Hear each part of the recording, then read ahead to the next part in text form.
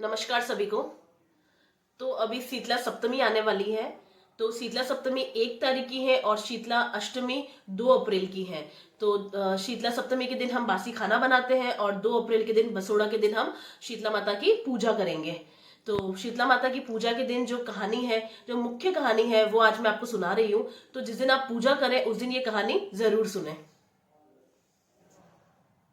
तो चलिए कहानी शुरू करते हैं। एक बार शीतला माता ने एक बुढ़िया का रूप धारण कर राजस्थान के डुंगरी शहर में प्रकट हुई। वो ये देखने के लिए आई थी कि कौन कौन मेरी यहाँ पूजा करता है, कौन कौन मुझे मानता है। तो वह बूढ़ी का रूप धारण करके पूरे गांव में घूमने लगी। तभी एक औरत ने अपनी घर की छत से जो चावल का मांड होता है गरम गरम, वो उस शीतला माता के ऊपर डाल दिया, जिससे कि उस बुढ़िया के शरीर पर बहुत फफोले हो गए और उनका पूरा शरीर जलने लगा। तब शीतला माता बहुत जोर जोर से चिल्लाने लगी कि मेरा शरीर जल रहा है, मुझे बहुत तपन महसूस हो रही है, कोई मेरी सहायता करो। लेकिन वहां पर किसी ने भी उनकी मदद नहीं की। उल्टे वहां जो लोग खड़े थे वो उनको देखकर और हंस रहे थे। तभी एक कुम्हारन ने कहा कि माँ तू मेरे पास आ जा, मैं तेरे ऊपर ठंडा पानी डालती हूँ। तो जो वो बूढ़ी माँ शीतला माता है वो उस कुम्हारन के पास गई और कुम्हारन ने शीतला माता के ऊपर ठंडा पानी डाला, जिससे कि उनके शरीर को थोड़ी ठंडक महसूस हुई। तब कुम्हारन ने कहा कि मेरे घर पर कल रात की बासी राब रखी है और दही रखा है, वो ठंडा है, आप उसे पी लोगे तो आपके शरीर में और भी ज्यादा ठंडक महसूस होगी। तो शीतला माता ने वो राब और दही भी पी लिया।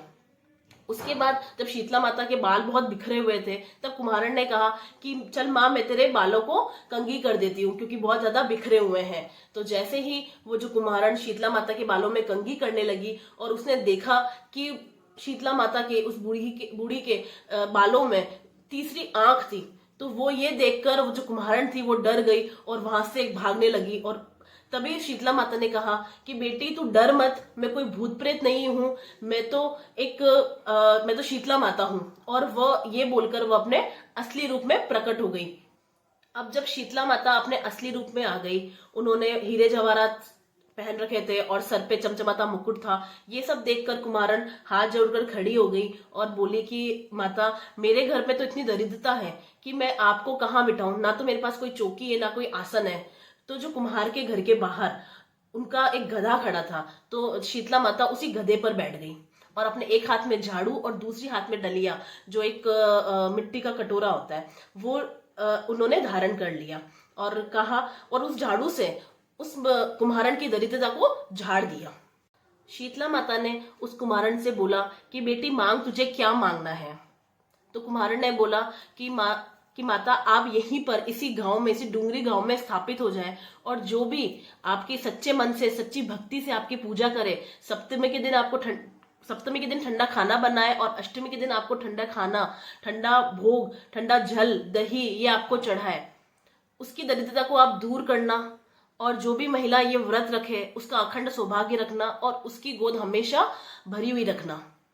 और साथ ही जो पुरुष शीतला अष्टमी के दिन नाई के पास जाकर बाल ना कटवाए या धोबी के पास जाकर कपड़े ना धुलवाए, तो उनके भी और आपके ऊपर ठंडा जल चढ़ाए शीतला अष्टमी के दिन, तो उसके भी परिवार में कभी दरिद्रता ना आए और उसका व्यापार हमेशा बढ़ता रहे। उसके बाद शीतला माता ने कहा तथास्तु बेटी, जो भी तूने मांगा है वो सब तुझे मिलेगा। और इतना कहने के बाद एक करवे में पानी लेकर शीतला माता ने कहा कि इस पानी को तू अपने घर पर छिड़क दे, क्योंकि कल पूरे गांव में आग लगेगी लेकिन तेरा घर नहीं जलेगा। और इतना कहकर शीतला माता अंतर्ध्यान हो गई और उस कुम्हारन ने वैसा ही किया। अगले दिन पूरा गांव जल गया लेकिन उस कुम्हारन का घर जलने से बच गया। अब ये देखकर जो नगर के राजा थे उन्होंने उस कुम्हार को बुलाया और उससे पूछा कि ऐसा क्या हुआ कि पूरा नगर जल गया लेकिन सिर्फ तेरा घर बच गया। तो उस कुम्हारन ने सारी बात बताई, शीतला माता वाली सारी कहानी सुनाई। तब जो राजा थे उन्होंने ये पूरे गांव में संदेश भिजवाया कि शीतला सप्तमी के दिन घर में ठंडा खाना बनेगा और शीतला अष्टमी के दिन शीतला माता की पूजा की जाएगी, उनके ऊपर ठंडा जल, दही और ठंडा खाना उनको खिलाया जाएगा। उसके बाद से आज तक ये प्रथा चली आ रही है। हे शीतला माता, जैसे आपने उस कुम्हारन की दरिद्रता को दूर किया है, वैसे सभी की दरिद्रता को दूर करना और जो भी ये कहानी सुने उसका अखंड सौभाग्य रखना और उसके बच्चे को लंबी आयु देना। जय शीतला माता की जय।